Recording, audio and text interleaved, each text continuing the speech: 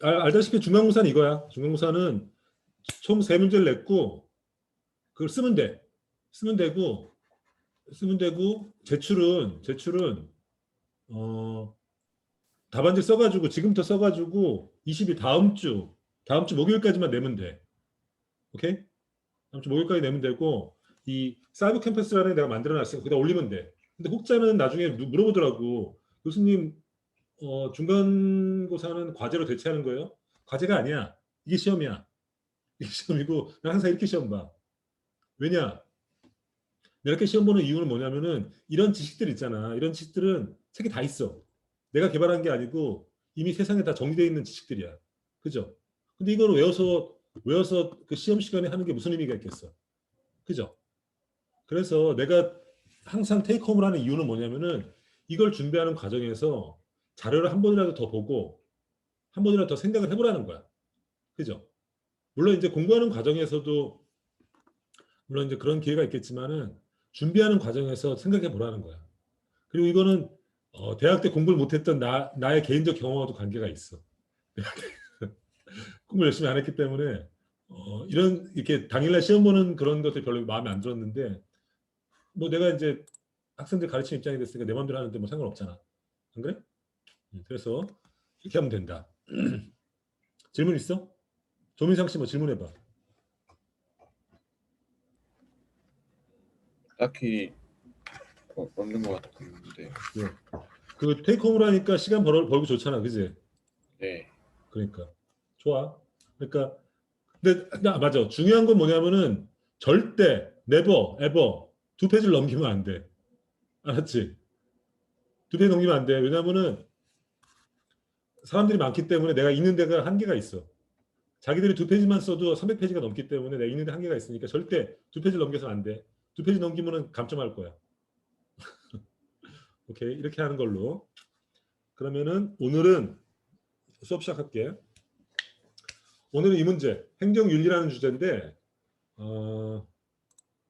결국은 행정윤리라 궁극적으로 아까 얘기했듯이 행정의 윤리, 공무원들의 윤리랑 사람의 윤리가 다를 수가 없잖아. 그러니까 결국은 윤리라는 문제는 사람은 어떻게 살아야 되는가 이 문제거든. 자기들 문제야. 내 문제이기도 하고.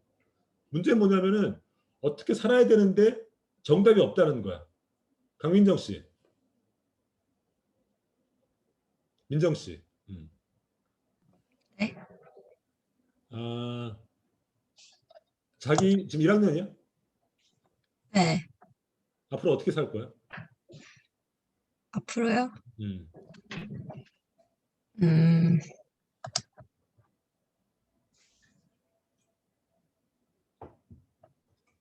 어떻게 살 거야? 앞으로 응? 다양한 것에 도전해 보면서 음, 제가 가진 한계들을 깨보려고요. 진짜? 왜 그렇게 사는데? 왜 그런 결심을 했는데? 그동안 다양한 경험을 해보지 않았고, 음, 그래서 너무 세상을 보는 안목이 좁다고 느껴져서 음. 이런 생각이 들었습니다. 그게 가치 있다고 누가 그래? 누가 그런 건 아니지만 저 스스로 그렇게 생각을 해서 그런 결정을 내리게 됐어요. 진짜? 그 확신에 자신이 있어? 네, 다양한 자신이 있어? 네. 왜? 그 자신 있다면 어디서 오는 건데? 일단 대학교 와서 음, 네, 이곳저곳 많이 돌아다녀 봤는데 그게 도움이 됐기 때문에 이런 생각이 드는 것 같아요. 다양한 경험을 한다. 다양한 네, 경험을 한다는 거. 좋은 얘기야. 나도 똑같았어. 나도 자기들 때 내 목표가 뭐냐면 세상의 모든 것을 경험한다는 게 내 목표였어. 그래서 어떤 것도 할까 말까 고민될 때 항상 하는 쪽으로 택했었어. 그러니까 인생이 약간 혼란스럽더라고. 근데 나쁘지 않았어. 나쁘지 않았어. 근데 문제는 뭐냐면은 우리가 모두 어떻게 살아야 되는 문제는 자기들도 겪는 문제고 나도 지금 겪는 문제인데 문제는 뭐냐면은 정답이 없어요. 정답이 없어.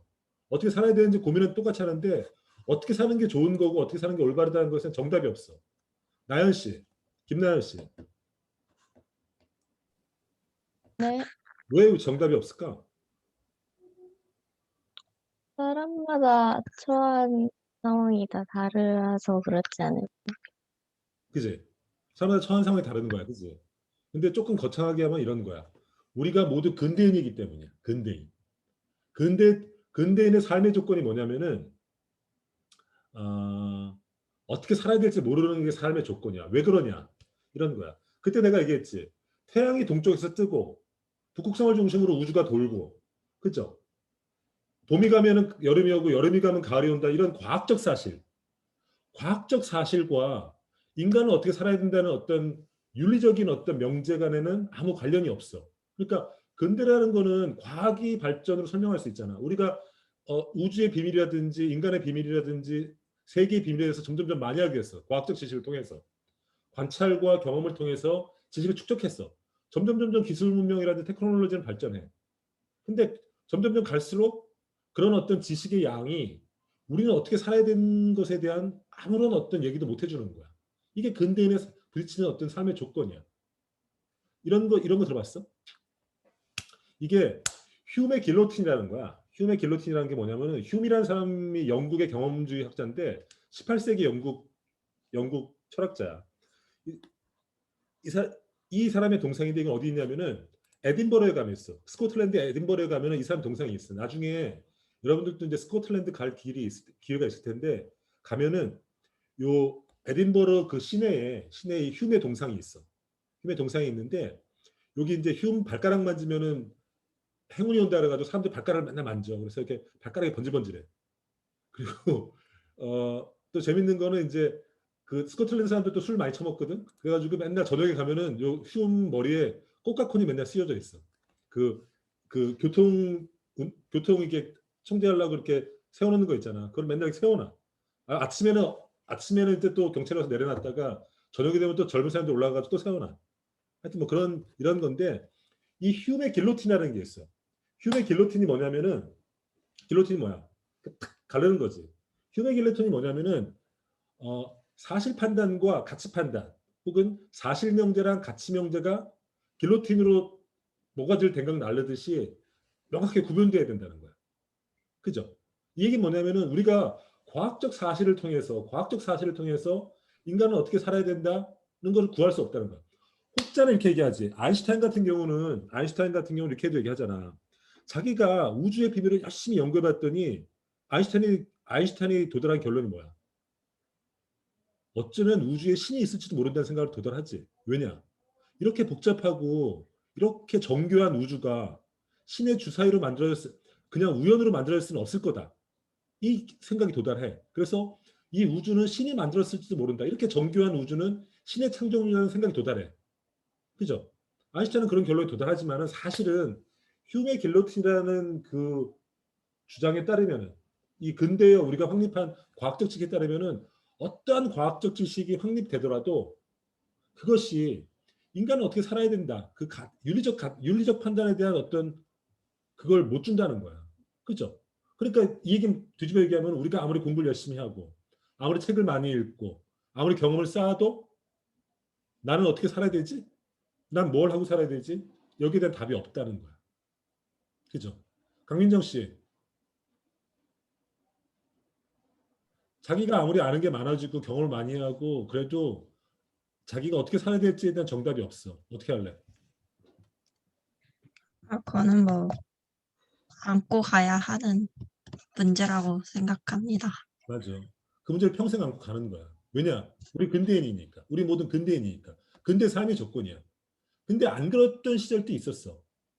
내가 그때 얘기했지만은 루카츠라는 헝가리의 소설가가 아니 마르크스 이론가가 있는데 이 사람의 소설의 이론이라는 첫 문장 이렇게 돼 있어. 별이 빛나는 창공을 보고 별이 빛나는 창공을 보고 갈 수가 있고 또 가야만 하던 길의 지도를 읽을 수 있던 시대는 얼마나 행복했는가. 그리고 그 별빛이 그 길을 훤히 밝혀주던 시대는 얼마나 행복했는가.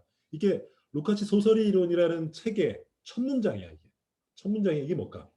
별이라는 건 은유야, 은유. 자연의 어떤 별빛을 보고 사람은 어떻게 가야 된다고 하는 시절이 있었다는 거야. 지금 우리 별빛을 보면 뭐 별도 잘 안 보이지만은 별빛을 봐도 아무 느낌이 없잖아. 그잖아. 근데 이때가 어느 때냐면 이제 그리스 시절을 이제 묘사할 때 이 문장이 나오는데 그리스 시절에는 밤하늘에 빛나는 별을 보고 아 인간의 길은 저런 거구나. 그리고 그 별빛을 따라서 인간이 가야 될 길을 알 수 있는 시절이 있었다는 거야. 즉 우리가 얘기하는 진리와 선, 그러니까 어떻게 살려야 되나 윤리적 문제와 미, 어떤 취향의 문제가 서로 하나로 합쳐져 있다는 거야. 진선미가 하나로 합쳐져 있어가지고 자연의 현상을 보면서 삶의 길을 알고 이런 시절이 있었다는 거야. 근데 근대는 다 쪼개져 있지. 우리가 얘기하는 칸트의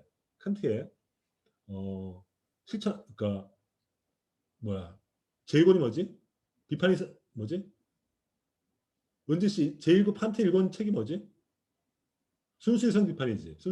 순수이성 비판과 실천이성 비판과 판단적 비판이라는 이 3권의 책을 쓰는데 이 각각이 진리와 그러니까 인지의 문제와 선, 실천의 문제와 판단력, 아름다움, 미학의 문제를 다 분리됐다는 얘기거든.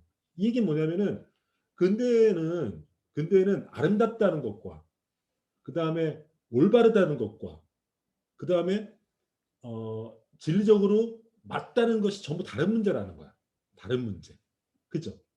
그러니까 우리는 과학 지식의 발전과 관계없이 자신의 어떤 삶의 방향, 어떻게 살아야 될 것이고 무엇을 할 것이고 이 문제에 대해서 스스로 자신이 그렇게 살아야 될 근거를 마련해야 되는 존재들이라는 거야. 자기들 모두, 나도. 이게 근대의 삶의 조건이라는 거야. 그죠? 나의 윤리적 판단의 이 근거는 세상에 존재하지 않아. 그 윤리적 기초를 세우려고 했던 게 칸트의 노력이라는 거예요. 응? 말이 어려운데 어쨌든 봐봐. 내가 하나 질문해 볼게. 그래서 여러분들에 대해서. 앞으로 세 가지 질문을 할 거야. 세 가지 질문을 할 텐데 각각의 질문을 내 질문을 잘 듣고 자기 판단을 한번 해봐. 이건 모두 근대 소설에 나오는 케이스들이야. 이거는 이제 발자크의 고골리 영감이라는 책에 나오는 건데 여기서 이런 문장이 있어. 당신들이 지금 동전 한 푼 없는 가난한 대학생이야. 그러니까 자기들 지금 얘기야. 자기들 다 지금 땡전 한 푼 없는 대학생이잖아. 대학생이야. 근데 어느 날 갑자기 마법사가 나타나서 이렇게 물어봐 자기들한테. 저기 멀리 중국 어딘가에 단일과 언제 죽을지 모르는 관리가 있어. 근데 당신이 지금 바로 이 자리에서 죽으라고 하면은 그 사람이 죽어. 그리고 당신은 자기들 100만 달러니까 지금 얼마야? 100만 달러니까 한 10억 정도 받는 거야. 그리고 그렇게만 했다는 사실을 아무도 몰라.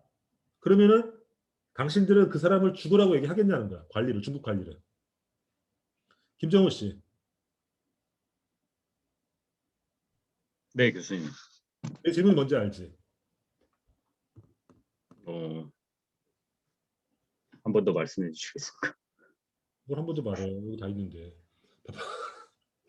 지금 저기 중국에 관리가 있는데 자기가 소리내서 죽어라 얘기하면 당신한테 10억을 주는 거야. 정우 씨한테. 근데 당신이 네. 그 사람 죽어라고 저주했다는 걸 아무도 몰라.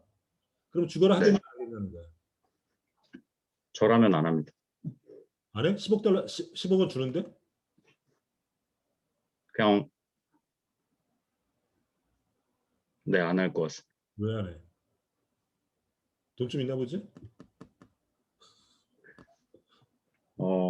저한테 돈이 그렇게 중요하지 않아서. 진짜?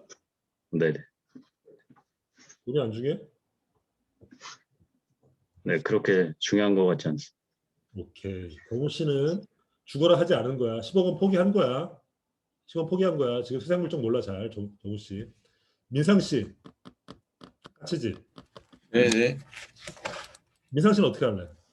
저는 감사합니다 하고 어?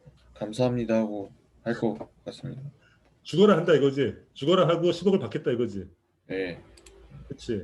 그러니까 현실적이네. 왜 그렇지? 왜 그렇게 하지? 그래도 돈이 인생에 차지하는 비중이 좀 현실적으로 크다고 생각을 해가지고 10억 원이면 평생 먹기도 힘들어 사실은. 그지? 네. 현금 10억에 나도 지금 현금 10억이 없어. 자기보다 30년 더 살았는데도 10억이 없어. 10억을 주는 거야. 그럼 민상 씨는 죽어라 하겠다는 거지. 그지? 네. 그 사람 죽는 거야. 그리고 자기 10억 받는 거야. 오케이? 인정. 조민상 씨 중국 관리가 아무 이유 없이 갑자기 죽는 것 상관없다 이거지. 10억이 자기한테 10억이 떨어지면은 민상 씨 네, 그렇게 말하시면 너무 나쁜 사람 된 것 같은데. 어쨌든 10억을 받는 거야. 한 사람한테만 더 물어볼게. 김지민 씨, 김지민 씨 네, 카메라 켜봐 한번. 네, 저 방금 일어나서 상태가 너무 안 좋습니다. 조민상 씨한테 용기를 얻어야지. 그러면 한번 봐줄게. 여성이니까. 조은정 씨. 질문은 그거야. 내가 아무도 모르고 저 사람한테 내가 중국에 있는 누구한테 죽어라 이렇게 얘기하면은 나한테 10억이 떨어져. 그리고 그 사람은 이유도 영문도 모르고 그냥 죽는 거야. 하겠어 안 하겠어? 안 한다고? 왜?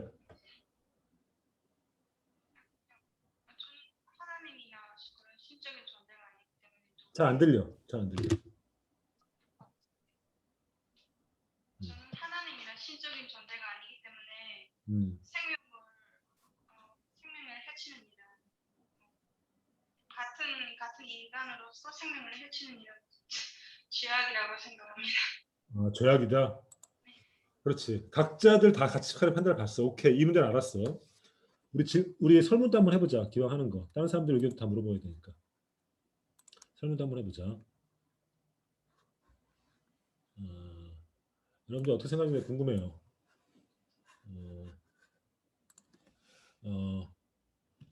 죽어라 할 것인가 말 것인가.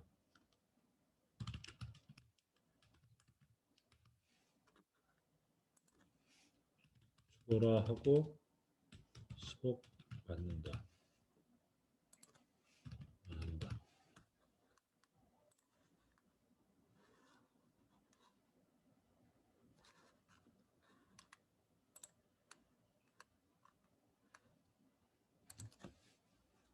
잠깐만. 죽어라 할 것인가 말 것인가. 오케이.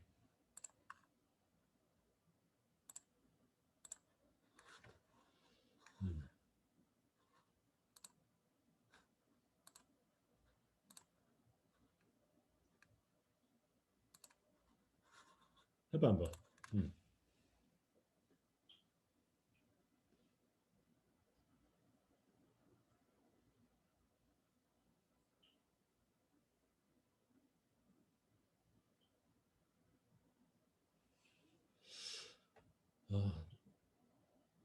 오케이. 아는 사람 빨리 해봐 한번. 그냥 재미로 하는 거야.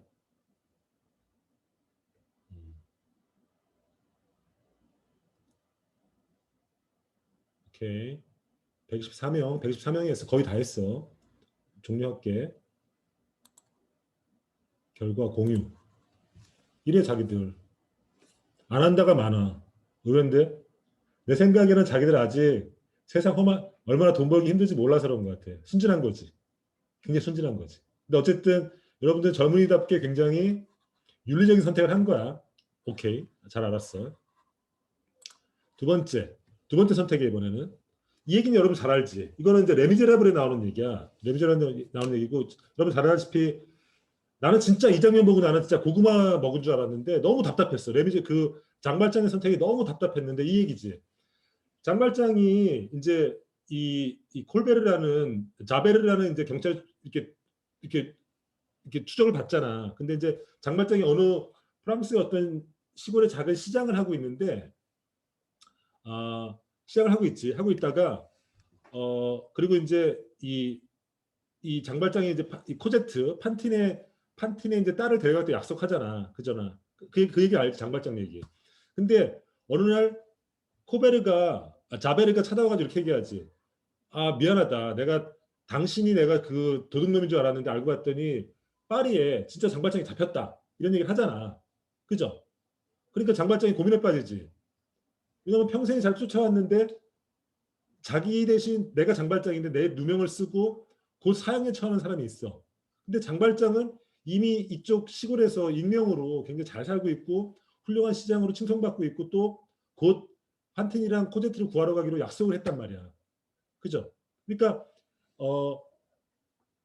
나는 진짜 모른 척 하면은 그냥 나는 평생 잘 살 수 있어. 근데 장발장은 그 사람을 구하러 가. 파리에 가가지고 사실은 내가 장발장입니다 이렇게 고백을 하지. 그래가지고 일이 엉클어져. 나는 진짜 여기서 답답했었어. 왜냐하면은 그때 장발장의 누명을 쓴 사람들은 억울하지만은 그 사람은 어쨌든 좀 문제가 있는 인간이었거든. 근데 장발장은 그냥 모른 척하면은 그냥 앞으로 평생 잘 살고 판틴이랑 코제트 잘 살게 되는데 굳이 거길 가가지고 내가 장발장이라고 고백을 한단 말이야. 그죠? 이 문제. 대현 씨. 네, 교수님. 대현 씨는 어떻게 하겠어? 만약에 나 대신 누가 장발장이라는 내가 장발장인데 나 대신 장발장이 누명을 쓰고 있으면은 뛰어가서 고백하겠어 아니면 모른 척하겠어? 저 같으면 모른 척합니다. 그거 왜 그렇지? 그러니까 제가 여기서 만약에 내가 정발장이다라고 고백을 하면 저는 평생 또 자베르한테 쫓기면서 살아야 하잖아요. 근데 저는 그걸 못 견딜 것 같습니다. 인간적으로 그러면 양심의 가책은 나 때문에 억울하게 죽은 사람의 양심의 가책은 느끼겠죠. 하지만 평생 도망자로 살고 싶진 않습니다. 네, 굉장히 현실적인 얘기야. 한 사람만 더 들어볼까? 상학 씨, 김상학 씨. 네, 상학 씨는 어떤 선택할래? 저도 그냥 숨기고 시장으로 살 것 같습니다. 왜 그런 판단하지? 현실적으로 누리고 있는 삶이 있는데 그걸 포기한다는 게 힘들 것 같습니다. 물론 양심의 가책은 느끼겠지만 제 선택은 조용히 머물다가 그냥 순리대로 있을 것 같습니다. 나도 솔직히 얘기하면 나도 그냥 쌩까고 지낼 것 같아. 이건 좀 판단하기 힘든 문제인 것 같아. 이것도 한번 설문해보자. 설문은 질문은 뭔지 알지?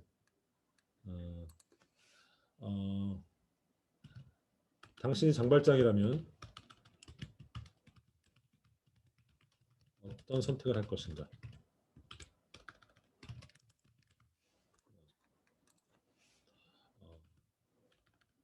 쌩깐다.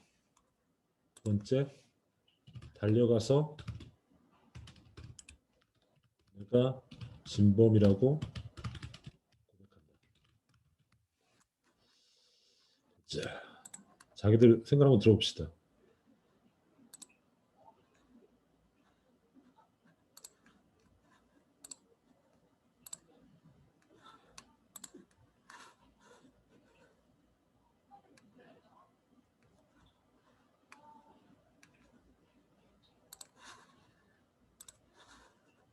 잠깐만.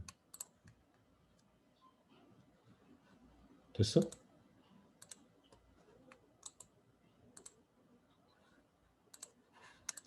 설문을 2개를 하는 걸 모르겠어. 두 번째는 모르겠어. 교수님 이거 응. 설문조사 각자 누르면 됩니다. 그냥 내가 안 와도 작자? 오케이. 네네.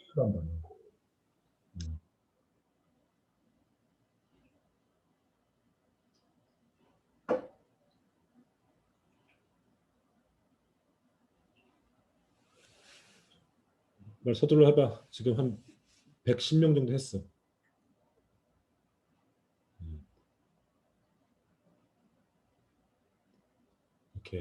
오케이. 종료할게. 120명 정도 했으니까. 종료하고. 이거는 생각하는 게 맞네. 이거는 조금 쉬웠던 판단인 것 같아. 왜냐하면은 지금 현재 너무 포기할 게 너무 많으니까. 그죠? 오케이. 세 번째 질문이야. 세 번째 질문은 죄와벌에 나오는 거야. 그야말로 이제 도스토옙스키의 죄와벌에 나오는데 죄와벌 읽어본 사람 알겠지만은 라스콜니코프라는 그 페테르스부르크의 법대생이 하나 있잖아. 근데 걔가 그러니까 라스콜니코프가 사는 그 밑에 전당포 주인이 있지. 전당포 주인이 있는데 이 전당포 주인은 굉장히 수전녀야. 굉장히 막 돈밖에 모르는 아주 나쁜 할매야. 그래가지고 근데 이제 라스콜니코프는 자기 동생 또 폐병에 걸려 있고 굉장히 가난해. 근데 라스콜니코프는 머릿속에 어떤 생각이 있냐면은 이 세상은 비범한 사람과 평범한 사람이 있는데 이 세상이 모두 계산되기 위해서는 저런 이 노인네 같은 저런 수전노 같은 노인들은 세상에 없어져야 된다는 이런 생각을 갖고 있는 사람이야. 그래서 결국은 라스콜니코프가 노인네를 죽이잖아. 그죠? 저런 쓰레기 같은 인간이 이 세상에 살면 안 돼. 그러니까 자기 와닿지 않을 텐데 이렇게 생각하면 돼. 어떤 걸 생각하냐면은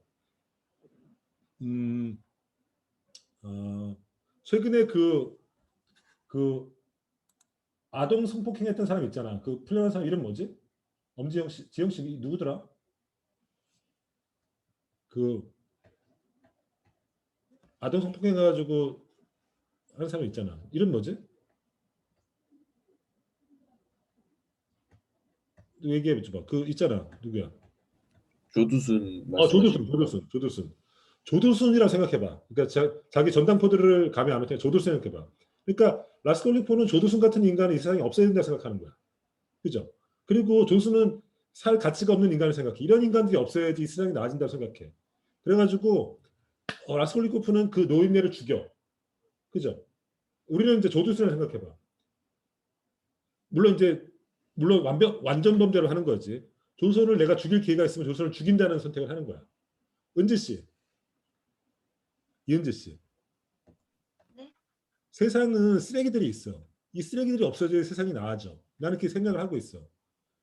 그리고 내가 그 사람 죽인 걸 몰라. 그럼 조두순 같은 사람은 죽이겠어, 안 죽이겠어? 저 같으면 죽일 것 같아요. 죽여? 왜?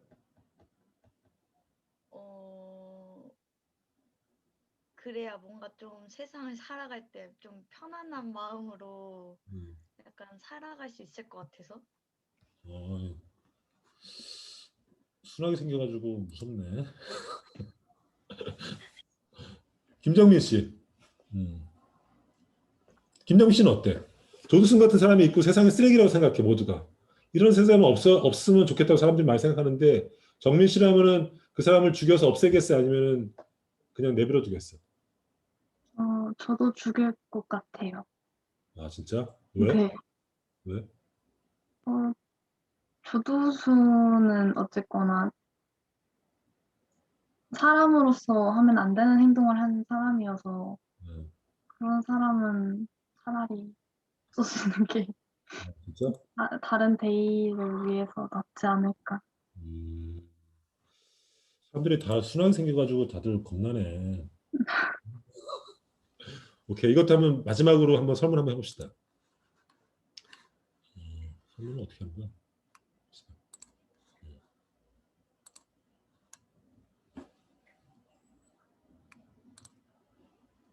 이거 아니지? 이거 아니고. 그래서 조두순이라고 해봅시다.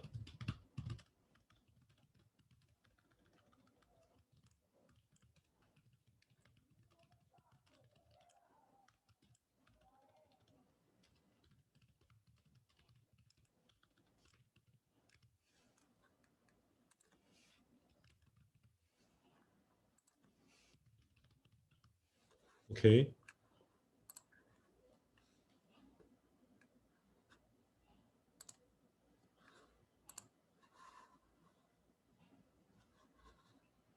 간 거야? 안 갔지?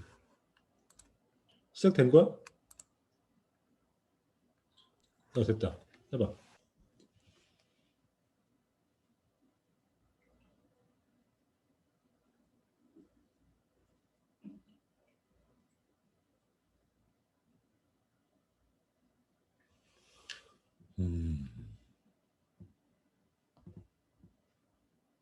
무서운 애들이네. 죽이자 그러면 죽이 많네. 오케이. 120명 넘었고 정리해볼게. 결과 공유. 죽인다는 주장이 많네. 거의 10명 중에 3분의 2가 죽인다는 주장이네. 봐봐. 자기들이 생각했는지 모르겠는데 첫 번째 문제, 그 중국 관료가 내가 죽어라, 10억을 받는 조건으로 죽어라는 거는 의견은 팽팽했고, 그 다음에 장발장처럼 내가 진범이다 고백할 것인가에 대해서는 쌩깐다는 게 많았고, 죽인다고 했을 때 조두순 같은 사람은 죽여야 될까 말까 했을 때 죽인다는 주장이 많았어. 자기 판단을 잘 봐, 잘 기억하고 있어. 이렇게 우리가 얘기할 수 있어.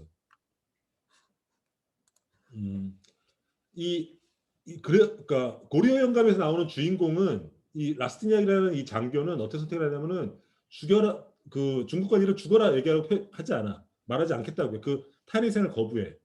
장발장 또 탄희생을 거부하는 스타일이지. 이런 식의 윤리를 의문론적 윤리론이라고 그래. 의문론적 윤리론은 뭐냐면은 최고의 가치는 인간, 타인에 대한 어떤 생명의 존중감이야. 그리고 그것은 어떤 이해관계라든지 타산과 관련 없이 목적론적으로, 그러니까 의무론적으로 인간이면 당연 응당 그래야 한다고 믿는 사람들이, 아까 누가 얘기했지만은 나한테 10억이 와도 사람은 그래서 안 된다 이렇게 얘기했던 사람 있잖아. 그런 사람이 의무론적 윤리론이 강한 사람이야. 이런 걸 우리가 의무론적 윤리론을 하네. 라스콜니코프는 이렇게 생각하지. 사람의 목숨과 이 세상의 개선 간에 서로 이익 형량을 하지. 어떤 것, 이 사람이 죽었을 때 세상이 더 나아지는 것이 한 사람의 목숨보다 더 중요하다고 판단하잖아. 그러니까 어떤 게 더 세상의 이익일까 판단하는 거야. 이런 것들을 목적론적 윤리론이라고 하지. 혹은 결과론적, 혹은 공리주의적이라고 하는 거죠. 자기가 갖고 있는, 자기가 판단했던 걸 잘 생각해봐. 혹자는 이랬을 거야. 세 가지 경우가 있을 거라 보는데, 혹자는 고리오 영감의 케이스에서 희생을 거부하고, 그 다음에 장발장에서도 희생을 거부하고, 라스콜니코프 케이스에서도 희생을 거부했어. 이런 선택을 했던 사람이 있다면 그 사람은 의무론적 윤리론에 굉장히 충실한 사람이라고 생각하면 돼. 자기 스스로가. 사람은 어때야 한다. 사람은 어때야 된다는 그 의무론. 어떤 정언명령, 칸트식으로 얘기하면 정언명령이라고 하지. 사람은 어때야 한다는 그 의무에 충실하다고 생각하면 돼. 근데 거꾸로 고리오 영감에서 타인의 희생을 10억을 받고, 그 다음에 쌩까고, 두 번째 내면적으로 쌩까고, 그 다음에 죄와 벌에서 라스콜니코프 같은 선택을 하는 경우에는 내가 목적론적인 혹은 공리주의적인 선택을 윤리론에 대해 세다고 생각하면 돼. 이거는 뭐냐면은 세상에서 어떤 움직이지 않는 가치는 없고 항상 이익 형량을 하는 거야. 어떤 게 더 유리한 건가 판단하는 거야. 그런 식의 윤리가 내가 강하다고 보면 돼. 그죠?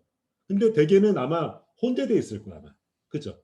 어쩔 때는 목적론적인 선택을 했다가 어쩔 때는 윤리적인 선택을 했을 거야. 그지? 아마 그랬을 것 같아, 대부분은. 그죠? 어쨌든 우리가 잠깐 실험을 해봤지만은 내가 갖고 있는 어떤 윤리적 선택이라는 게 정답이 없고 나의 선택 하나하나도 항상 어떤 원칙에서 왔다 갔다 하는 경우를 발견했을 거야. 그죠? 이렇다는 거야. 이 얘기는 뭐냐면은 윤리적 판단이라는 게 그만큼 명확한 근거가 없다는 거야. 그죠? 그래서 이런 확고한 윤리적인 기반을 세우는 것들이 굉장히 중요해요. 자기들 나이 때는. 이번에 이 질문을 한번 여기까지 얘기하고 해볼게. 이건 유명한 트롤리 딜레마라는 거야. 굉장히 유명한 딜레마인데 이거는 여러분 많이 들어봤을 거야. 열차가 달려오고 있어. 열차가 달려오고 있는데 그대로 가면은 5명이 그냥 배가 터져서 죽어. 근데 내가 여기서 레버를 돌리면은 1명이 죽어. 그죠? 기차가 달려오는데 그대로 내가 레버를 돌리지 않고 내버려 두면 5명이 배가 터져 죽고 내가 레버를 돌리면 1명이 죽는 케이스야. 어떤 선택을 할까? 성민 씨 어떤 선택을 할까? 윤성민 씨. 레버를 돌릴 것 같습니다. 왜 그런 선택을 하지? 한 명이 5명보다는 나을 것 같아서. 1명이 5명보다 낫다? 네. 1명이 죽는 게. 근데 의무론적인 윤리관에 근거하면은 인간의 목숨은 5명의 목숨이 한 사람 목숨의 5배라는 걸 의미하지 않아. 인간의 목숨 다 똑같거든. 어떻게 생각해? 그래도 선택은 해야 되니까. 해야 되니까. 근데 문제는 뭐냐면은 나는 그냥 가만히 있으면 돼. 가만히 있으면 되는데 내가 선택을 한 거야. 내가 레버를 돌려서 한 사람을 죽게 만든 거야. 그래도 나는 1명을 죽이긴 선택을 한다는 거야? 저라면 할 것 같습니다. 오케이. 윤성욱 씨. 네, 교수님. 자기는 어떤 선택을 할래? 저도 1명을 죽이는 선택할 것 같습니다. 왜? 그래도 약간 공리주의적인 조금 그런 관점에 있어서 약간 물론 의무론적인 관점에 있어서는 약간 이렇게요. 다수의 그런 목숨보다 뭐 한 사람의 목숨이 뭐 더 중요하지 않다. 그러니까 거의 똑같은 거다라고 말하고 있지만 아무래도 약간 저는 다수의 행복을 위해서 네, 한 명을 선택할 것 같습니다. 한다. 내가 그 사람을 죽이는 선택을 했다는 죄책감은 들지만 어쨌든 네. 공유주의적 선택을 한다 이거지? 네네. 이것도 한번 설문 한번 해봅시다. 자기가 어떻게 생각하는지 궁금하네. 질문은 알지? 레버를 돌릴 것인가 안 돌릴 것인가? 레버를 돌릴 것인가 안 돌릴 것인가? 돌려서 한 명을 죽인다. 안 돌려서 5명이 죽는 걸 방치한다. 이런 질문이에요.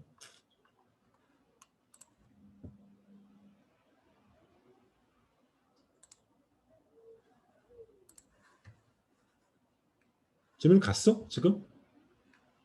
됐다. 해봐.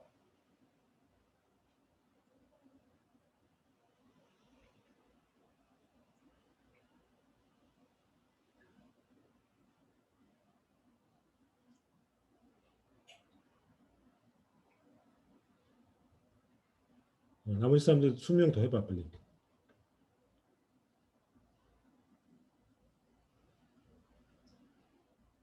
오케이, 20명 남았어. 종료할게. 종료하고 결과를 봅시다. 결과는 두구두구 짠. 안 돌려서 5명이 죽도록 한다는 사람도 3분의 1이나 돼. 그죠? 아까 지금 그런 케이스는 듣지 못했는데 사실은 이 트롤리 딜레마의 문제는 뭐냐면은 5명은 그냥 죽을 수밖에 없는 사람들인데 나의 선택으로 한 명이 억울한 사람이 죽는 거야 사실은. 이 선택이 쉬운 선택은 아니야 사실은. 그잖아. 근데 여러분 봤지만은 우리들 중에는 그런 선택, 내가 누군가를 나의 행위로 인해서 누가 죽는 선택을 안 하겠다는 사람도 3분의 1이나 돼. 그죠? 이런 선택이야. 근데 문제는 뭐냐면 이거 봐봐. 이번에 이 문제야. 옆에 그림을 봐봐. 옆에 그림을 봐봐. 옆에 그림은 트롤리 딜레마랑 똑같아. 문제는 뭐냐면 육교에 있어. 육교에. 육교에 있는데 차가 이렇게 오고 있어. 차가 이렇게 오고 있어. 차가 오고 있는데 이 차가 그대로 가면 역시 5명이 배 터져 죽어. 근데 내가 육교에서 한 사람을 떨어뜨려서 밀어버리면은 차가 멈춰가지고 이 사람을 살려. 대신 이 사람은 죽는 거지. 그죠? 트롤리들만 똑같죠? 똑같지? 똑같아. 5명을 살릴 것이냐 1명을 살릴 것이냐 똑같은 문제야. 김나연 씨. 네. 다시는 여기 있는 사람 이름을 육교라고 해봅시다. 육교에 등을 떠밀어서 5명을 살릴 거 아니면은 그냥 육교에 등을 안 밀 거야. 것 같아요. 못 밀어? 네. 못 밀어? 네. 왜? 맞을까봐?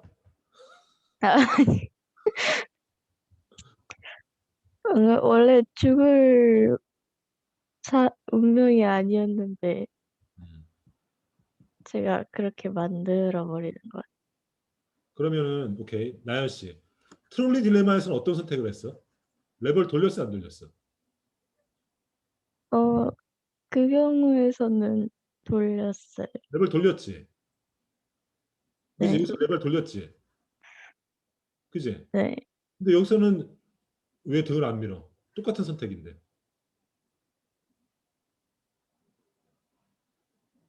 왜 이랬다 저랬다 하는 거야?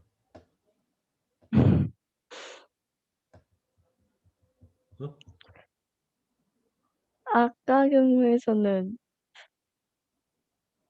5명이 죽는 것보다 1명이 죽는 게 죄책감이 좀 덜할 것 같아서 했는데 이번 경우에는 마찬가지로 보면 1명이 죽는 게 낫긴 한데 그래도 진짜 제가 저 상황에 처하면 될 것 같아요. 한 사람 신기환 씨. 기환 씨. 네. 이 상황은 트롤리 딜레마랑 똑같은 상황이야. 응? 이 상황. 육교라는 사람을 등을 밀면은 5명을 구할 수 있어. 안 밀면 5명이 죽는 상황이야. 등을 밀겠어 안 밀겠어? 저는 못 밀 것 같습니다. 못 밀어? 왜? 일단 직접 제 손으로 뭔가 사람을 죽인다는 그런 느낌이 너무 강해가지고 살린다는 느낌보단 내가 사람을 죽인다는 느낌이 좀 더 강하게 드는 것 같습니다. 오케이. 트롤리 딜레마에서 어떤 선택을 했지? 맵을 돌렸어 안 돌렸어? 저는 안 돌리는 쪽으로 선택을 했었습니다. 아 이때 그냥 5명 배 터지게 만들어졌어? 아, 네. 나쁜 놈이네. 근데 어쨌든 선택은 일관성은 있네, 그지? 그죠? 네. 그럼 자기들 이 결과를 잘 공유해. 지금 트롤리 딜레마에서는 3대 1이었어. 2대 1이었어. 그러니까 한 명을 죽인다는 선택이 2였고, 그러니까 방치한다는 게 1이었었어. 1이었는데 똑같은 딜레마인데 어떻게 여러분이 판단하는지 한번 봅시다. 이 경우는 어떻게 하는지. 교수님, 저 죄송한데 혹시 여기서 그 선택지는 제가 자살하는 건 안 되나요? 자기가 자살.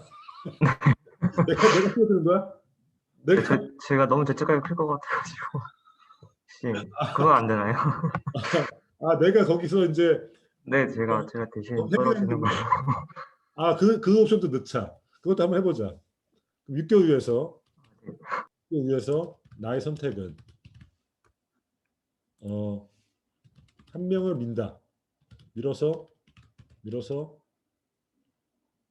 한 명을 민다.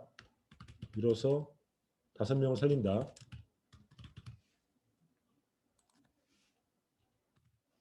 밀지 않고 5명을 죽인다. 그리고 아까 내가 뛰어들어서 순교한다. 순교가 아니지. 이거 뭐야 이거? 뭐라 그래야 돼 이거? 뭐라 그래야 돼? 순교가 아니고 뭐야 이거? 희생. 희생한다. 굉장히 참신한 아이디어인데?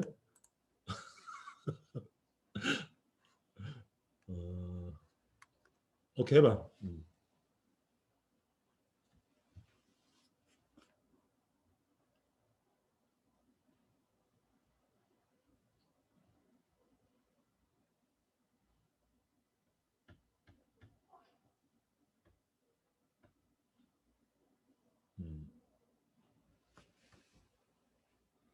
지금 굉장히 재밌는 결과가 나오는 거 알아? 내가 보여줄게요. 빨리 해봐.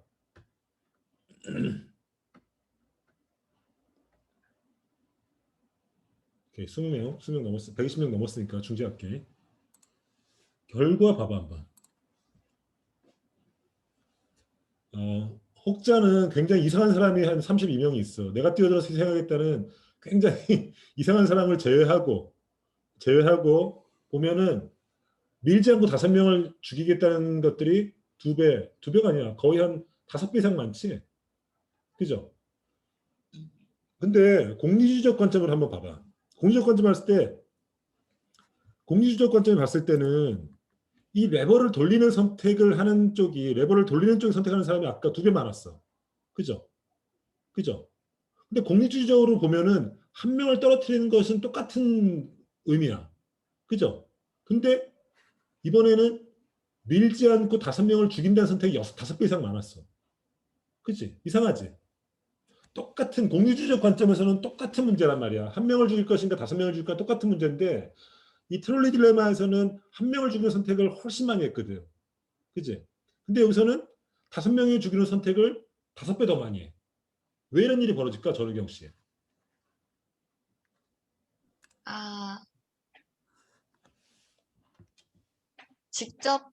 제가 직접 힘을 가해서 죽이는 거는 그냥 레버를 돌려서 간접적으로 한 사람을 죽게 하는 것보다 더 죄책감이 크다고 생각을 해서 그런 것 같습니다. 정확하지. 정확해. 실제로 우리가 했던 실험을 실제로 해봤어. 봐봐. 레버를 돌릴 경우에는 돌리겠다고 한 사람, 즉 5명을 살리겠다는 선택이 훨씬 많지. 얘라고 대답했으니까. 그죠? 똑같은데 사람을 밀어서 열차를 멈추겠다. 1명을 죽이는 선택에 대해서는 모두가 아니오라고 대답해. 우리랑 똑같은 거야. 그죠? 왜 이런 일이 벌어지냐 봤더니 실제로 그 사람들의 그 질문을 했을 때 MRI 촬영을 해봤어. 이렇게 MRI 촬영, 자기 공명 촬영을 해봤더니 이런 아까 윤리적이고 그 개인적인 문제, 아까 얘기했듯이 내가 직접 사람을 밀었을 때 그 느낌, 이런 어떤 개인적인 굉장히 인디비주얼한 선택을 하게 했더니 어떤 부분이 활성화되냐면은 이런 선택할 때는 이런 뇌측 전두회, 후측 대상의 각해 이런 게 활성화된다는 거야. 이건 뭐냐면은 감정, 인간의 감정을 관리하는 영역이거든. 그죠? 그러니까 똑같은 윤리적 문제지만은 인간의 윤리적 선택에는 감정적, 아까 얘기했듯이 전우경 씨가 얘기했던 죄책감이라는 감정이 작용한다는 거야. 그죠? 그러니까 감정이 작용할 때는 죄책감이라든지 감정이 작용할 때는 우리가 전혀 다른 윤리적 결정을 한다는 거야. 이 얘기는 뭐야? 우리가 아까 얘기했듯이 의무론적 윤리론이니 목적론적 윤리는 굉장히 인지적이고 이성적인 차원의 얘기야. 근데 실제 인간이 어떤 윤리적 결정, 판단을 할 때는 그런 이성적인 판단 못지않게 감정적 판단을 한다는 거지. 왜냐? 우리가 만약에 이성적으로만 윤리적 판단을 한다면은 이 선택은 다를 수가 없어. 한 명을 죽여서 5명을 선택하는 공리주의적 관점에서는 이 문제는 똑같은 문제야. 그죠? 근데 우리가 실험해봤지만은 전 세계가 다 똑같아. 전혀 다르게 판단하거든. 그거는 우리가 윤리적 판단을 할 때 감정적 개입이 굉장히 많다는 거야. 이 얘기는 더 나가서 뭘 얘기하냐면은 세상에서 어떻게 살아야 되고 인간은 어떻게 행동해야 되는 거에 대한 정답이 없다는 얘기랑 똑같아. 그잖아. 우리가 이성적으로 어떤 윤리적인 기준을 세울 수 있을 거라 생각해가지고 목적론이니 의무론이니 이런 얘기를 해왔는데 사실은 인간이 판단하는 걸 봤더니 감정적 판단을 굉장히 많이 한다는 거야. 그죠? 이 문제가 왜 중요하냐? 이 문제가 곧 우리의 미래야. 왜냐? 봐봐. AI 자동차 만들 때 실제 이렇게 해. AI 자동차 뭔지 알지? AI는 프로그램을 다 시키는 거야. 프로그램 시키고 그 프로그램에 따라서 차가 움직여. 그러면 AI가 교통사고, AI 자동차가 있잖아. 무인 자동차가 있잖아.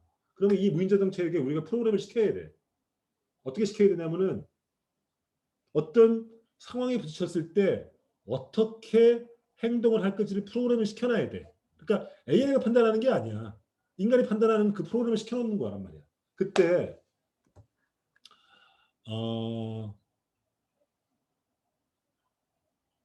알고리즘을 할 때 여기는 이제 레버를 돌려 성인 한 명을 죽고 다른 한 명을 죽인다 이런 선택을 했는데 이런 거야. 무인 자동차로 가고 있다. 무인 자동차로 가고 있다가 어떤 상황이 있을 때 한 사람을 죽이고 누구를 살릴 건가를 프로그램을 시킨다고 생각해봐. 그때 성인, 그러니까 이런 거야. 길을 가다가 무인 자동차 가다가 2명이 길을 건너고 있어. 그죠? 근데 내가 계속 가면은 치이게 돼 있고 돌리면 성인이 죽어. 그때 내가 누굴 살리겠냐는 개념이야. 그죠? 그때 사람들한테 물어봤더니 가장 많이 살리겠다는 개념이 유모차야. 유모차. 그 다음에 소년이야. 소녀. 그 다음에 소녀를 살려. 그러니까 소녀를 살리는 대신 한 사람을 죽이는 거지. 그 다음에 임산부. 그 다음에 남성 의사, 여성 의사, 운동선수, 경영자 이런 순으로 먼저 살리겠다는 거야. 누굴 죽이냐 봤어. 가장 먼저 죽이는 거는 고양이. 고양이는 그냥 치겠다는 거야. 안 돌리고. 그 다음에 범죄자. 그 다음에 개. 여성 노인, 남성 노인, 노숙자 이런 순이라는 거야. 그죠? 사람한테 물어본 거야. 그러니까 우리가 AI라는 무인 자동차 미래의 그 기술을 도입할 때 이런 윤리적인 판단이 들어올 수밖에 없는 거야. 프로그램 시켜놓는 거지. 이런 거지.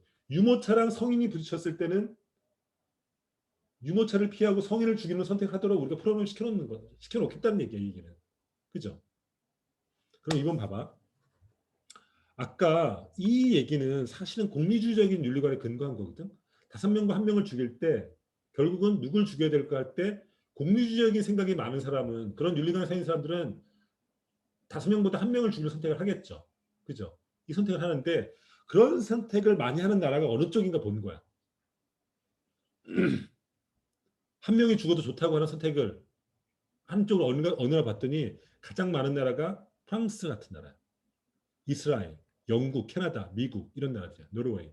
주로 개인주의적이고 공리주의적인 최대 다수의 최대 행복이라는 어떤 전통이 강한 나라들은 한 명은 죽어도 좋다. 5명을 살리기 위해서 1명을 죽일 수 있다는 선택을 많이 한 나라야. 의외로 한국, 중국, 대만, 일본 같은 나라는 그런 선택을 못하겠다고 하는 대답이 많은 나라들이야. 이상하지. 보통 이런 동아시아 국가들은 집단주의가 강해가지고 개인의 희생을 당연시하게 생각하는 것 같은데 의외로 이런 나라들이 한 명이 죽는 선택을 못하겠다고 대답하는 비율이 굉장히 높아. 기환 씨, 왜 그럴까? 왜 한국, 일본, 대만, 중국 이런 나라들은 레바를 돌려서 한 명을 죽는 선택을 못할까 잘?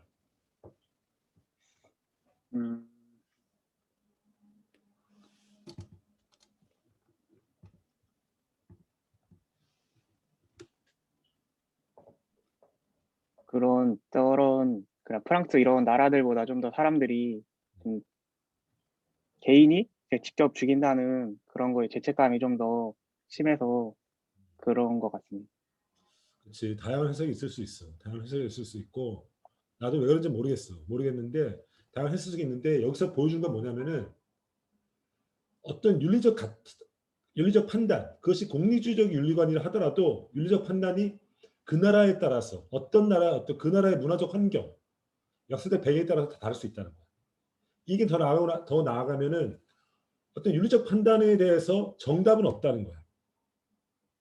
우리가 어떻게 살아야 될 것인가라는 것에 정답이 없다는 거야.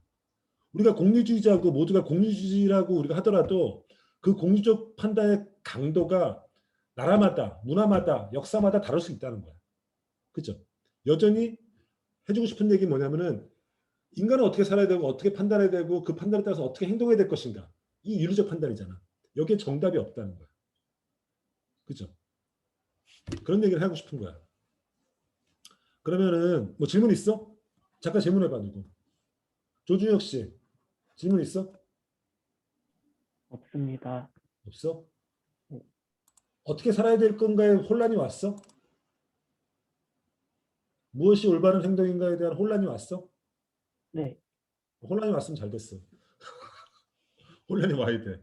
오케이. 그러면은 잠깐 쉬었다가 목이 가는데 1시 한 15분에 봅시다. 1시 15분에 잠깐 쉬었다가.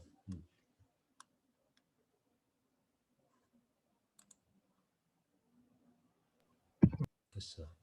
쉽지 않은 문제. 이게 어떻게 살아야 되는가라는 걸 답을 얻을 수 있다면은 우리가 인생의 고민에 많은 것들이 해결되겠지.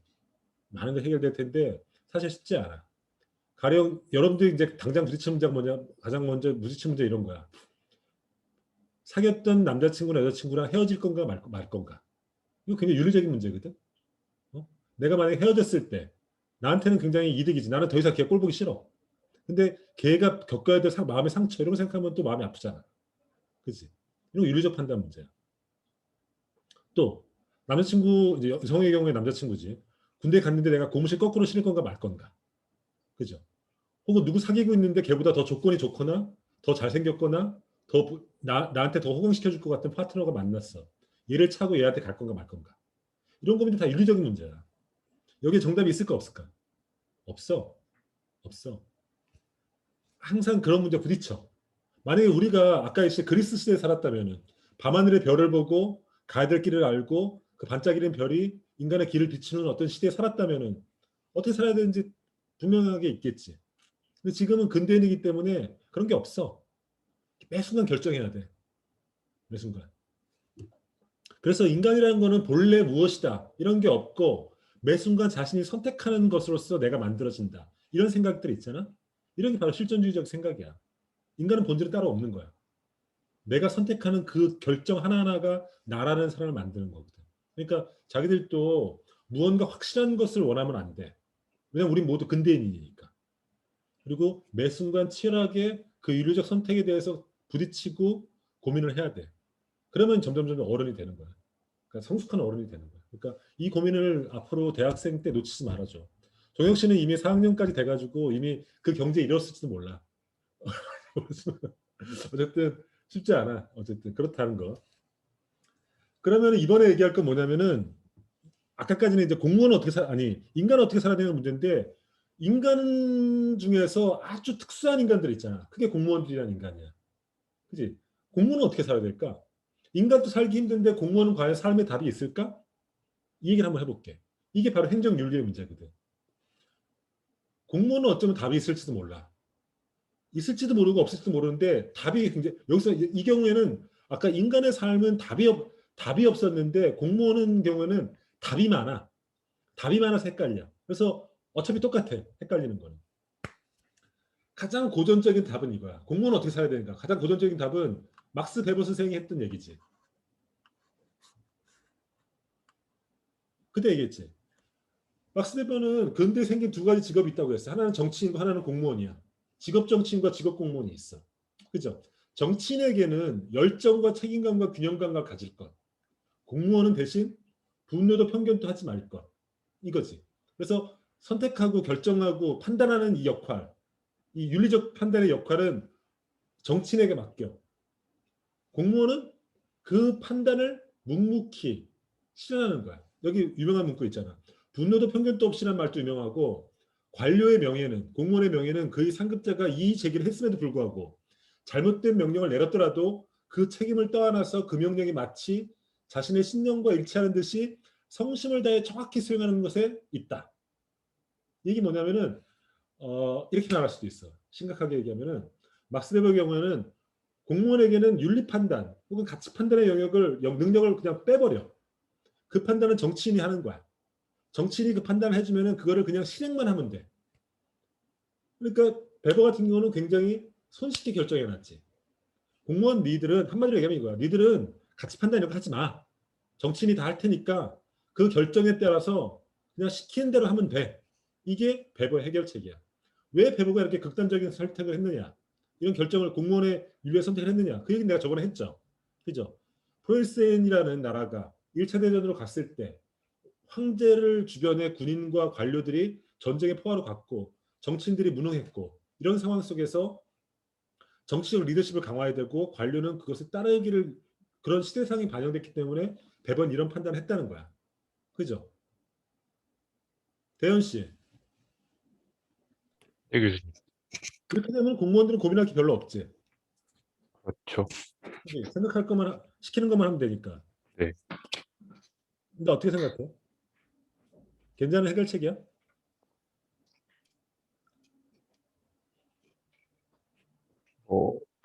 이론적으로 그럴 수 있다고 생각합니다. 진짜? 네. 근데 여러분들 여기서 이제 앞으로 공무원 시험이나 고시 준비할 사람들 많을 텐데, 응? 기껏 공부했는데 가치 판단하지 말라고 하면 기분 나쁘지 않아? 그리고 대개는 정치인들은 여러분 볼 때 좀 쓰레기처럼 보이잖아. 근데 공무원의 가치가 개입되는 순간 뭔가 그 관료제 체제가 뭔가 무너질 수 있고 좀 혼란이 올 수도 있다고 생각을 해서 이 정도의 틀을 잡아놓고 가는 거는 저는 필요하다고 생각을 합니다. 오케이. 맞아. 일말의 합리성이 있어. 근데 여러분 잘 알다시피 이 문제에 부딪히는 거야. 아이만이라는 인물에 부딪히는 거야. 아이만이라는 사람은 알지. 아이만이라는 사람은 원래 이 독일의 공무원이야. 그러니까 히틀러 시절의 독일 공무원이야.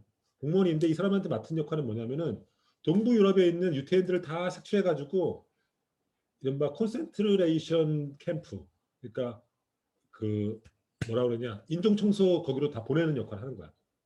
동유럽에 있는 사람들 다 신원조사 해가지고 유태인들을 다 기차에 태워가지고 우리가 알고 있는 폴란드 아우슈비츠 같은 데로 보내는 역할을 하는 총책임자야.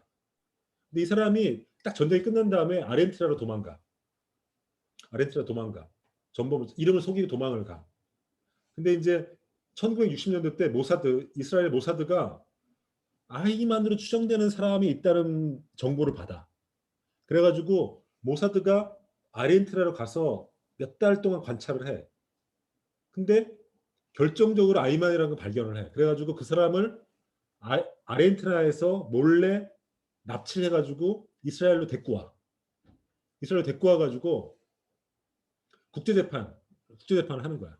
이게 그 장면이야. 당연히 당시 이스라엘과 아르헨티나는 외교 분쟁이 붙었겠지. 왜냐하면 자국 내 국민이 갑자기 이스라엘에서 납치돼가지고 다른 나라 가서 재판을 받으니까. 그죠? 그때 세계 재판이 벌어져. 이게 1960년대 초반인데 아이만 재판이 붙는데 그때 아이만의 재판을 관찰했던 사람이 있는데 그게 우리가 잘 알고 있는 한나 아렌트라는 유태인이야. 유태인인데 이 여자도 나치 정권이 들어섰을 때 박해를 피해서 미국으로 건너간 사람이에요. 미국 정치학자. 그러니까 유태인 출신의 미국 정치학자인데 이 사람이 당시에 뉴요커라는 그 잡지사의 의뢰를 받고 당시 이스라엘로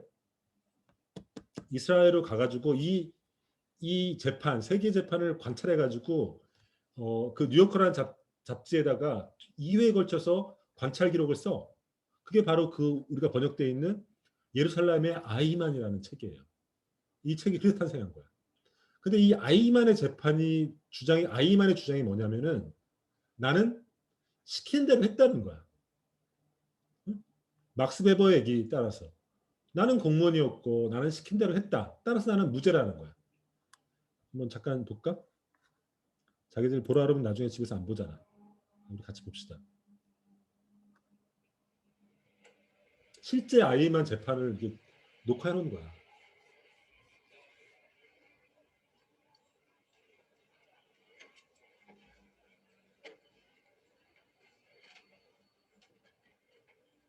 이게 다 유태인들 판사들이에요 지금. 그러니까 유태인들이 이걸 정치 선전의 도구로 활용하기 위해서 전 세계 생중계한 거예요 지금.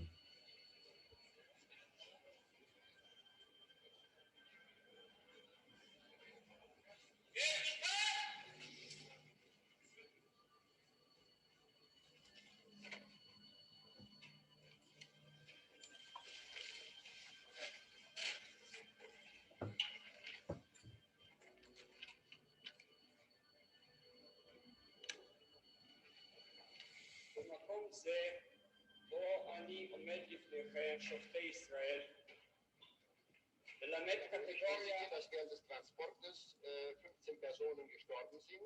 Dazu kann ich aber nur sagen, dass für die Erfassung ja nun das Dezernat BW4 nicht verantwortlich gewesen ist.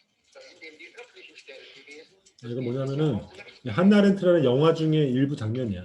한나렌트라는 영화가 있는데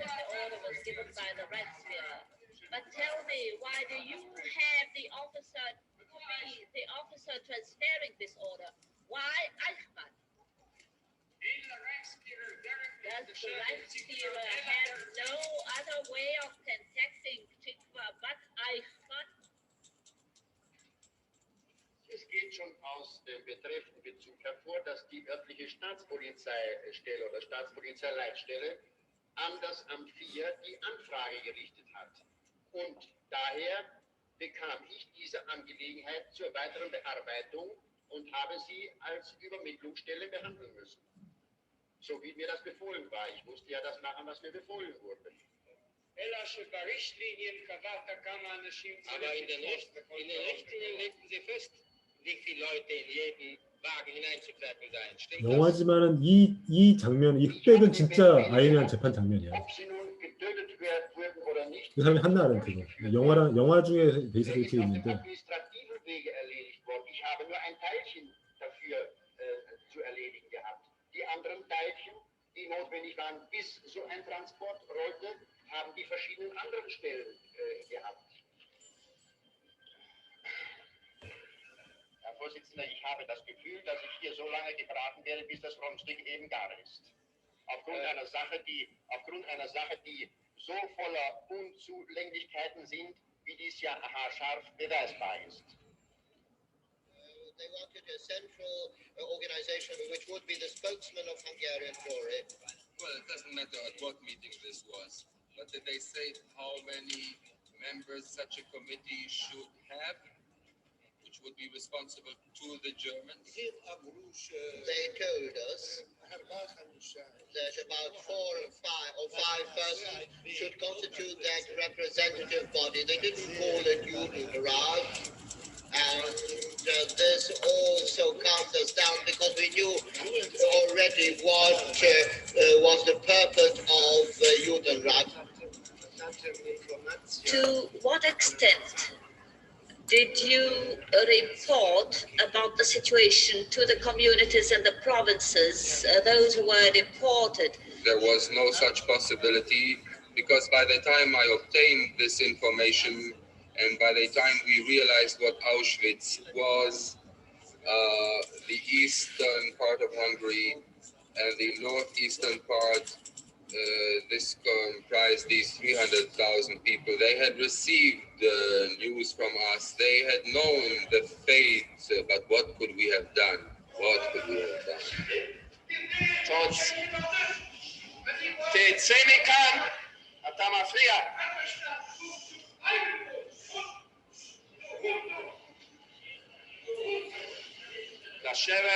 לשבת, אם אתם רוצים להישאר, תשבו בבקשה.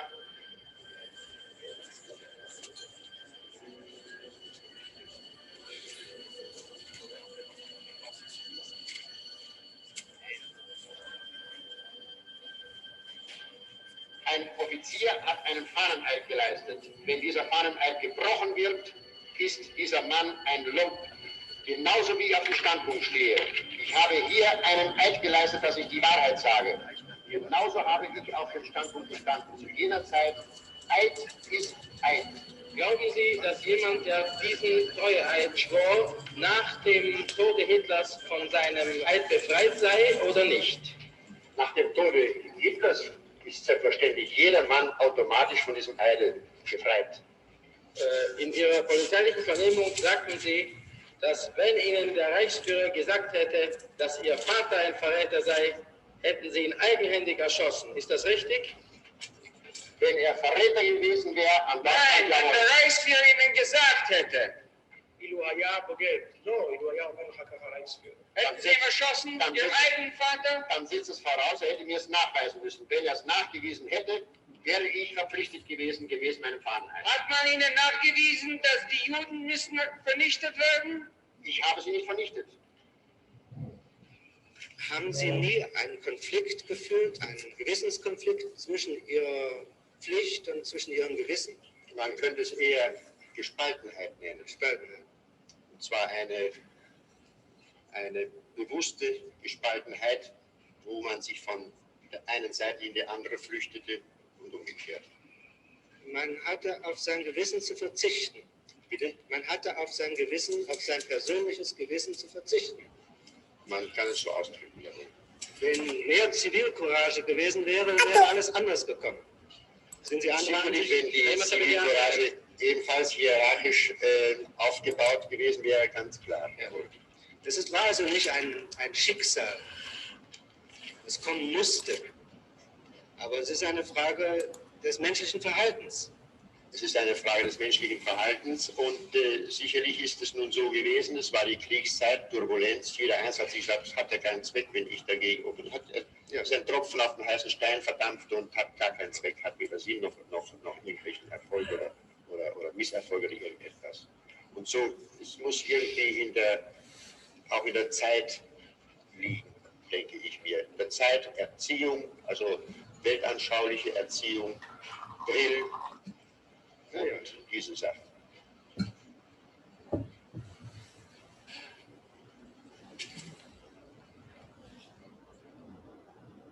오케이. 봤지?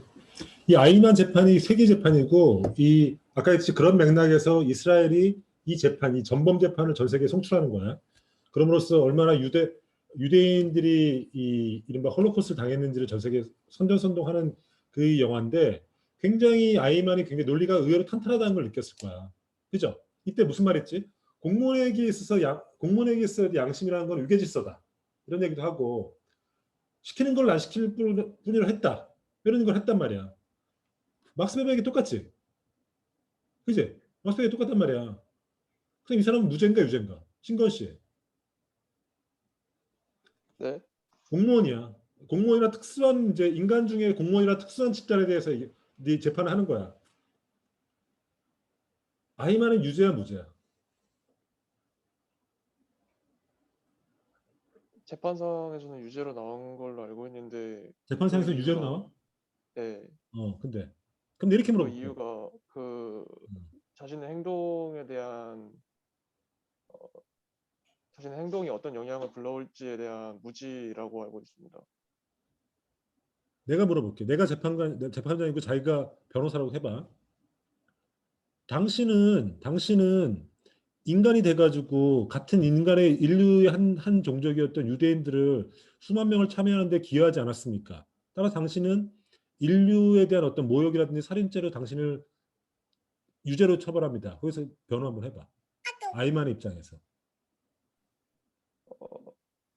공무원이 국가 공익을 대표한다면 국가에서 저에게 내려진 명령이었을 뿐이고 공무원이 그 명령을 거부한다는 것은 자신의 직무를 다하지 않았다는 점에서 또 하나의 범죄가 되기 때문에 상명하달의 명령에 불복할 수 없다고 없는 게 현실 상황에 맞는 거라고 생각을 합니다. 그럼 무죄네. 그지? 무죄 주장을 하는 거네. 그지? 종혁 씨, 신건 씨의 무죄 주장에 대해서 한번 반박해봐.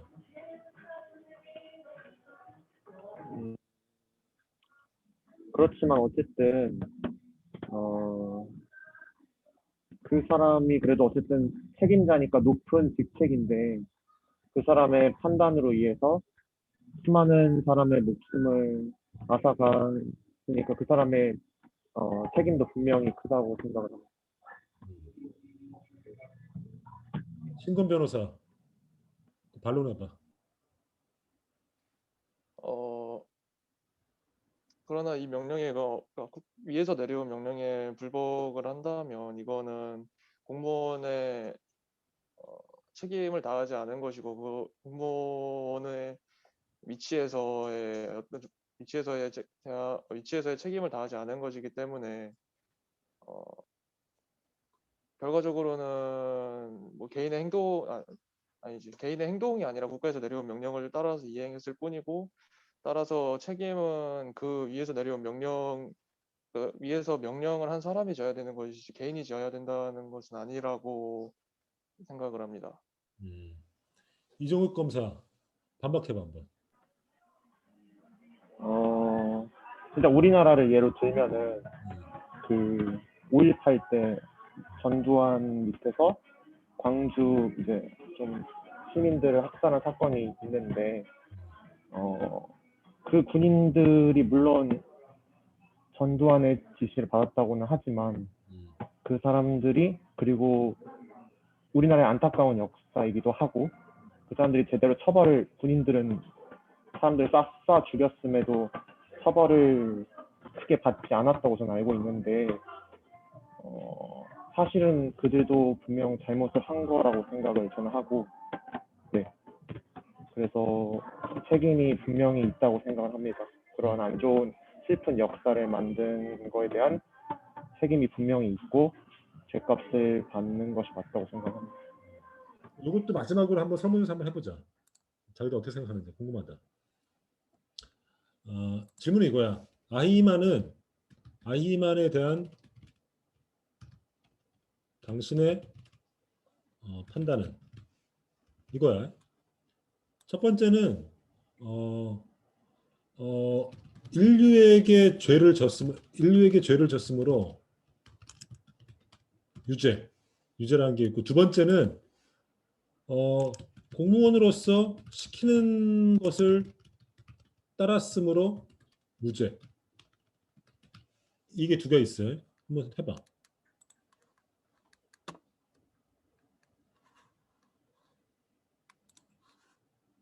해봐.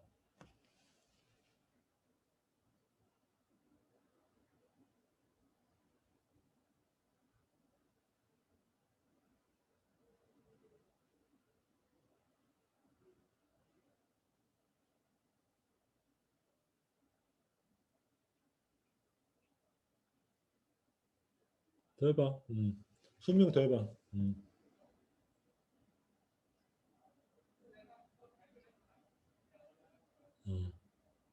더 해봐. 오케이.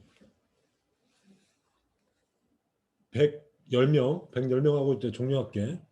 계속 투표만 하고 있을 수 없으니까. 결과는 어떠냐면은 3대1이야, 3대1. 한 3대1 정도 나왔네. 75%대 25%니까. 그러니까 4명 중 1명은, 여기 우리 수업 듣는 친구들 4명 중에 1명은 무죄라고 생각하는 사람도 있다는 거야. 그렇죠? 공무원 시켰으니까. 이 얘기는 뭐냐면 여러 가지를 생각할 수 있게 하는데, 공무원의 윤리는, 그러니까 인간으로서의 아이만이 아니라 공무원으로서의 아이만에게는 특별한 윤리가 요구된다. 판단을 했던 사람이라고 난 봐. 그죠? 실제 재판은 어떻게 했을까? 실제 재판은 당연히 이제 유죄 났고 쟁점은 이거였었어. 아이만이 나는 명령을 따랐을 뿐이다. 이 아이만의 주장이지. 나는 관료제라는 거대한 기계의 하나의 부속품으로서 나는 그 명령을 수행했을 뿐이다. 따라서 나는 무죄라는 주장에 대해서 재판정은 어떻게 판단했냐면은 아이만은 자신보다 상급자의 명령을 받은 게 아니라 스스로가 상급자로서 유대인 문제에 직접 명령을 내렸다.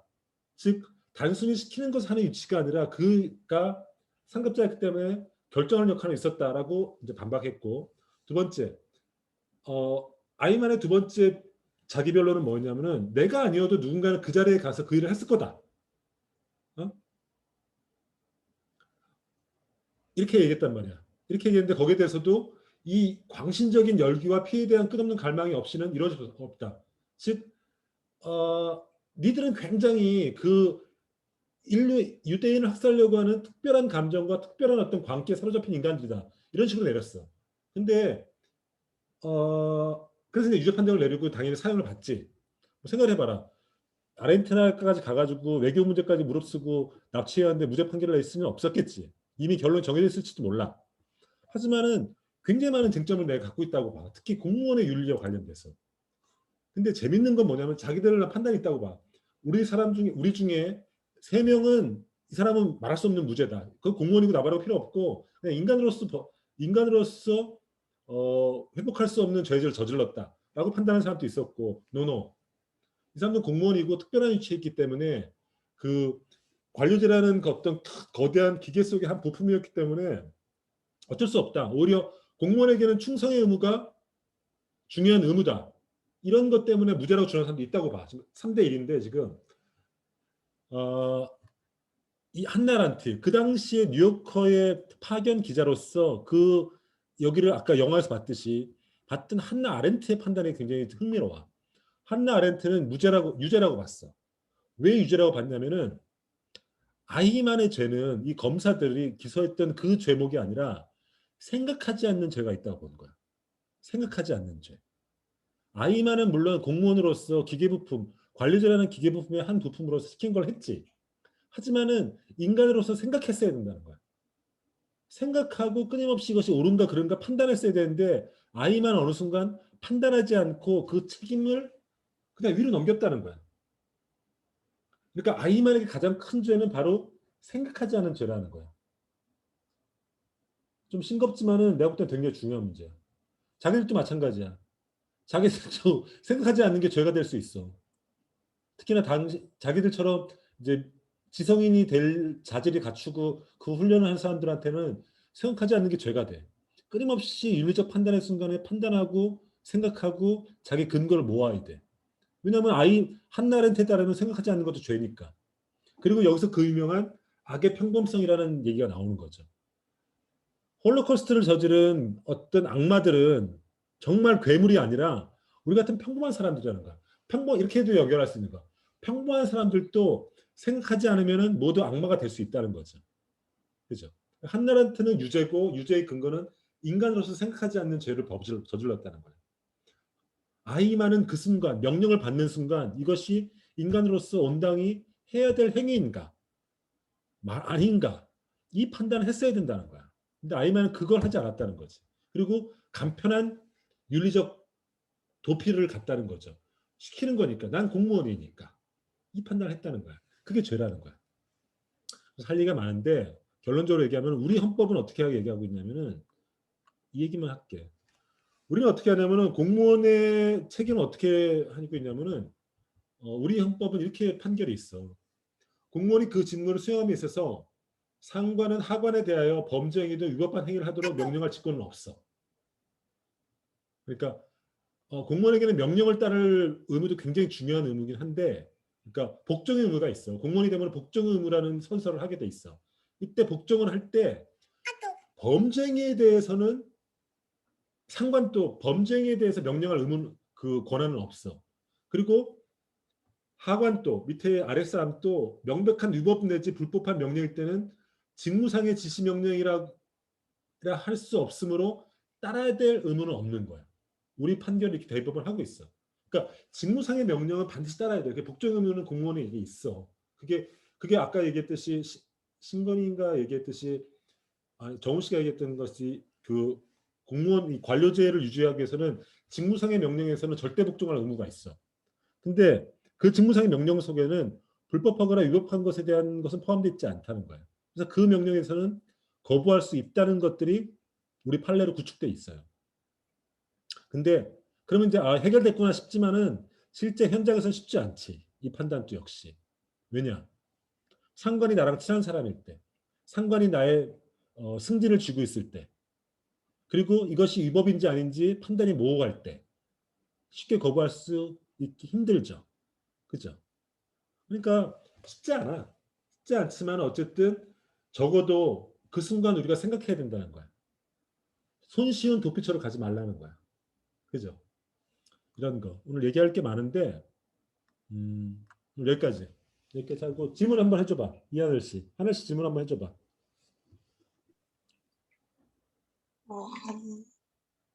없습니다. 없어? 네. 좀 없다고 손쉬운 해결처로 간 거 아니야? 아니, 더 공부하고 생기면 질문하겠습니다. 오케이 질문해. 우진 씨. 네, 질문 있어? 아니요, 없습니다. 왜 없어? 지금 제일 시키는 거야. 그 교수님이 설명을 너무 잘해주셔서 질문이 없습니다. 그렇다면 괜찮지. 수현 씨 질문 한번 해봐. 마이크 켜고. 저도 딱히 없습니다. 그러면 한나렌트의 이 주장, 아이마의 죄는 다른 어떤 그 법정에서의 어떤 다양한 기소 그 죄목 외에 생각하지 않는 죄다, 생각하지 않은 것들은 죄다. 이 주장은 어떻게 생각해? 옳다고 생각합니다. 왜? 아이마는 단순히 공무원으로서 상관이 내린 명령은 무조건 따라야 한다는 그 명제만 가지고 있었고 그 명제에 대해서 생각을 하지 않고 도저히 따르기만 했기 때문에 생각을 하지 않은 것은 죄가 될 수 있다고 생각합니다. 맞아. 오케이. 그러면 자기들 그냥 이 수업은 처음 시작할 때부터 답이 없는 시간이었어. 왜냐면 윤리적인 문제를 건드렸으니까. 근데 어쨌든 어떤 지점에서 우리가 고민해야 되고 어떤 태도를 가져야 되는지 이런 얘기는 내가 전달했다고 봐. 그죠? 그럼 오늘 수업 여기까지 하고 마키아벨리조는 목요일날 만나. 오케이? 오케이. 그러면 다음 주에 시험 잘 보고 집에서 잘 보고 그 다음 주에 만나. 안녕. 감사합니다. 감사합니다. 감사합니다. 수고하셨습니다.